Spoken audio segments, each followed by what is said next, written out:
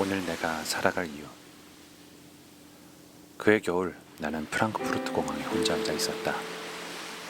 유학 중이던 노르웨이 오슬로로 돌아가는 길이었다. 창밖으로 하얀 눈이 흩날리는 추운 밤. 2005년의 마지막 날은 소리 없이 2006년의 첫날로 넘어가고 있었다. 나는 해마다 이 순간을 경이로운 마음으로 맞이한다. 시계바늘은 늘 하던 일을 하는 것뿐이겠지만 초침이 딱 한 칸 움직이는 그 사이에 끝이 처음으로 변하는 건 1년에 단 한 번뿐이지 않은가. 그래, 영원한 끝은 없다. 끝이라 여기는 순간 뒷면에 있던 시작이 다시 앞으로 온다. 앞뒤가 번갈아 도는 것처럼 시작과 끝도 영원히 번갈아 돈다. 참 고마운 회전이다. 2005년은 나에게 새로운 도전의 한 해였지만 나는 여전히 지혜롭지 못했고 바라던 만큼 부지런하지 못했으며 사력 있지도 못했다. 그해 나는 가장 소중한 두 사람을 잃었다. 지독한 외로움과 상실감 속에서도 꾸역꾸역 한 해를 보냈다. 사람은 나이가 한 살씩 들어갈수록 자신이 진심으로 무엇을 원하는지 점점 알 수 없게 된다고 한다. 그래서 더욱더 미친 듯이 찾아 헤맨다고들 한다. 2006년의 첫날을 맞이했던 그때의 나도 그랬다. 내가 어떤 삶을 원하는지 알 수 없었다. 그런 혼란 속에서 굳게 결심을 했다. 열심히 그리고 너그럽게 마주한다면 삶은 결코 나를 배신하지 않을 거야. 인생이 한편의 시라면 세월이 갈수록 점점 아름답게 다듬을 수 있을 테니까. 하지만 그로부터 4년 뒤인 2009년 운명은 보기 좋게 나의 뒤통수를 때렸다. 점점 아름다워질 거라 믿었던 나의 시는 더 이상 다듬을 수 없게 되었다. 나는 갑자기 말기암 환자가 되었다. 내 삶에서 가야 할 길이라는 게 송두리째 사라졌다. 내 삶과 함께했던 리듬과 음악은 쿵 하는 소리와 함께 끊어졌고 나의 세상은 빛을 잃어버렸다. 그리고 지금 아무렇지도 않게 창밖으로 또 한 해가 저물고 있다. 끝이 시작으로 바뀌는 시간이지만 나에게는 초침이 넘어가도 여전히 끝만 남아있는 것 같다. 나는 조용히 앉아 상념이 물처럼 소용돌이치며 흘러가는 것을 그저 가만히 지켜보고 있다. 그래, 2010년이 가고 있구나. 대부분의 나날들을 병상에 누워 아무것도 한 것이 없는 한 해였다. 동시에 가장 큰 성과를 거둔 해이기도 했다. 내 손으로 내 마음 쓰기를 시작했고 해가 바뀌는 순간까지 지속해왔다는 점에서 말이다. 지금부터 그 기록을 정리하려고 한다. 예전처럼 과거를 돌아보고 미래를 준비하는 흔한 연말연시가 아닌 전혀 새로운 의미의 연말연시를 맞으려고 한다. 고통스럽고 힘들겠으나 지금부터 내 인생의 마지막 언저리에 와서야 깨닫게 된 것들을 정리해 남겨놓고자 한다. 30년 동안 키워온 재능을 막 펼치려 하는 순간 덜컥 암에 걸린 사람은 그다지 많지 않을 테고 병에 걸렸다는 것을 자각하는 순간 이미 암세포가 온몸으로 전이되어 손쓸 수단이 없다는 것을 알게 된 사람 역시 많지 않을 것이다.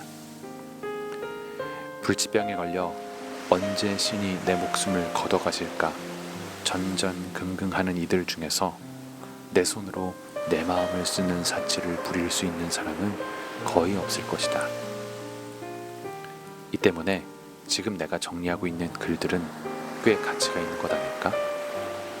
혼자 우쭐해서 웃음을 지으며 키보드를 조심스럽게 두드린다. 솔직히 말해 자신이 없다. 글들을 어떻게 정리해야 할지 모르겠다. 그동안 써놓은 것들을 보니까 도무지 두서가 없고 갈피 없이 우왕좌왕하는 것들이 많다. 14번이나 화학요법을 받은 후유증이라고 스스로 핑계를 대어본다. 가급적이면 고통에 관한 내용은 피하고 싶다. 아직도 마음 깊은 곳에는 끔찍한 기억을 피하고만 싶은 나약한 내가 존재하기 때문이다. 지금 나는 충분히 강해졌다고 큰 소리로 말할 수 있지만 그래도 어둡게 스며드는 아픔의 기억은 너무 무서워서 마주하고 싶지도 않다. 사실 내가 이 글을 쓰는 진짜 이유는 사람들에게 이 말을 꼭 해주고 싶어서다. 그 어떤 고통도 모두 지나간다. 이별 지나간다. 마음의 상처 지나간다. 실패 다 지나간다. 설령 불치병이라도 모두 다 흘러가는 구름이다. 시한부 인생을 선고받은 뒤 삶의 모든 것이 끝나버렸다고 생각했는데 아이러니하게도 새로운 삶이 시작되었다. 마치 연말에서 연초로 바뀔 때 초침이 딱 한 칸 움직여 끝이 처음으로 변한 것처럼 말이다. 끝이라 여기는 순간 뒷면에 있던 시작이 다시 앞으로 오는 것처럼 새로운 하루하루가 마치 인생의 처음처럼 낯설게 다가왔다. 세상에 처음 나온 아이처럼 하나하나 전에는 알지 못했던 것들을 알게 되었다. 삶의 끝에 와서야. 지금에야 깨닫게 된 것들을 암에 걸리기 전에 미리 알았더라면 얼마나 좋았을까. 다만 그것이 아쉬울 뿐이다. 그랬더라면 내 삶은 더 행복한 것들로 가득 채울 수 있었을 텐데. 우리는 뭔가를 잡기 위해서는 아주 먼 곳까지 전속력으로 달려가야 한다고 믿으며 10중8구 그런 믿음이란 것이 턱도 없는 신기루에 불과하다는 진실을 끝끝내 인정하지 않으려고 한다. 엄청난 대가를 치르고서야 혹은 모든 게 끝난 뒤에야 그보다 훨씬 값진 일을 지나쳐버렸음을 후회하곤 한다. 이제부터 삶의 끝에 와서 내가 알게 된 것들을 하나하나 정리할 생각이다. 어떤 이야기는 떠올리기도 싫을 정도로 고통스러울 수도 있겠다. 그러나 그런 고통 덕분에 내가 더 많이 알게 된 것도 사실이니 세상 일이란 게 원래 그런 모양이다. 30살에 세계 100대 대학의 교수가 되었고 그 반짝거림을 채 즐기기도 전에 시한부 인생을 살게 되었지만 나의 삶은 그로 인해 새로 시작되었다. 나는 여전히 건재하고 내게는 오늘을 살아갈 이유가 있다. 내일 아침에 일어나면 또 다른 이유가 생길 것이다. 그런 이유를 하나씩 깨달아가며 나는 최후의 순간까지 앞으로 나아갈 것이다. 더 강한 나로 거침없이. 니체를 자주 인용하지는 않으나 이 말만큼은 밑줄을 그어가며 읽고 싶다.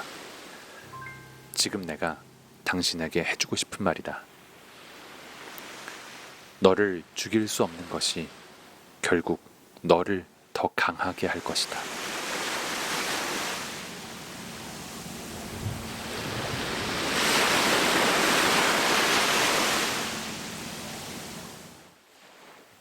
이 책의 저자 위지아는 말기암 선고를 받기 전까지만 해도 자신이 성공한 삶을 살고 있다고 생각했다. 하지만 암으로 인해 자신의 삶이 얼마 남지 않았다는 것을 깨닫게 된 순간 그녀는 자신의 삶을 후회했다. 인생에 있어서 가장 소중한 것들을 희생해서 그다지 중요하지 않은 것들을 손에 쥐게 되었다는 것을 알게 되었다.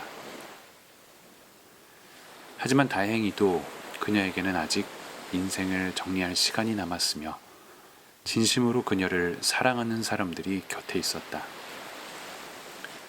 이 책은 죽음을 눈앞에 두고 사랑하는 사람들과 함께하며 깨닫게 된 삶에 관한 이야기이다. 오늘도 대부분의 사람들은 자신의 죽음을 먼 미래에 두고 혹은 자신은 영원히 살 것이라고 착각하며 살아간다. 이러한 착각이 인생을 오해하게 만든다. 삶을 후회하게 만든다. 위지아는 이 책을 통해 가장 중요한 것은 사랑하는 가족과 친구들이며 날마다 이들에게 사랑을 주고 또 받은 사랑을 누리는 것이 인생에서 가장 중요하다는 것을 말한다. 어쩌면 이 책을 읽고 난 다음에도 나의 인생은 크게 바뀌지 않을 수도 있다. 그저 감동을 받은 정도에 그칠지도 모르겠다. 왜냐하면 아직은 나의 죽음을 마주하지 못했으니까. 당장 오늘 밤에 내가 죽을 확률은 극히 작으니까. 다만 이 책을 읽은 영향이 내가 죽음을 마주했을 때 그때 빛을 발하길 바란다. 나도 위지안처럼 죽음 앞에서 나의 잘못을 겸허히 받아들이고 후회하는 것들을 바로잡을 수 있는 용기가 생기길 바란다. 위지안이라는 인물이 이 책을 통해 죽음을 앞둔 사람이 해야 할 좋은 모범을 보여준 것에 깊이 감사한다. 하지만 위지안이 이 책을 읽는 사람들에게 바라는 것은 그들이 죽음 직전에 후회하는 것들을 줄이는 것일 테니 조금은 귀찮기도 하고 가끔은 짜증이 나는 일이 있더라도 나의 가장 소중한 사람들, 나의 사랑하는 사람들과 사랑을 주고받는 것에 더 적극적으로 임해야 한다는 것도 잊지 말아야겠다. 고맙습니다, 위지아님.